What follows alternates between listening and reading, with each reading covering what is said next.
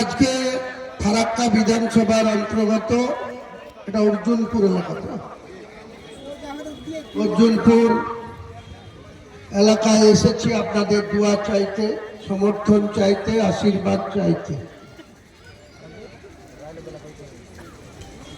আমি হুমায়ুন কবির, আমার বয়স 63 বছর। 1982 সালের 13 জুলাই থেকে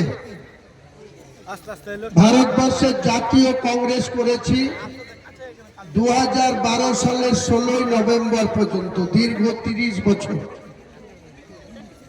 তখন জ্যোতিবাবু বাংলার মুখ্যমন্ত্রী, পরবর্তী সময়ে 23 বছর পার করার পর বুদ্ধবাবু 11 বছরের জন্য বাংলার মুখ্যমন্ত্রী।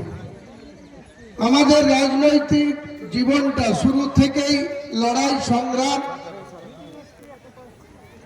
এবং এখানকার প্রাক্তন এমএলএ মইনুল হক আমাদের বন্ধুর মতো ছিল। ও প্রথম 1986 সালে কংগ্রেসের টিকিট পেয়েছিল। তখন ও যুব কংগ্রেস করত, প্রায়ত মান্নান হোসেন সেও যুব কংগ্রেসের জেলার নেতা ছিল, আমরাও জেলার যুব কংগ্রেস করতাম। প্রথম নির্বাচনে টিকিট পেয়ে অবশ্য মইনুল হক জিততে পারেনি, হেরে গিয়েছিল। পরবর্তী সময়ে পরপর 5 বার সে বিধায়ক হয়েছিল।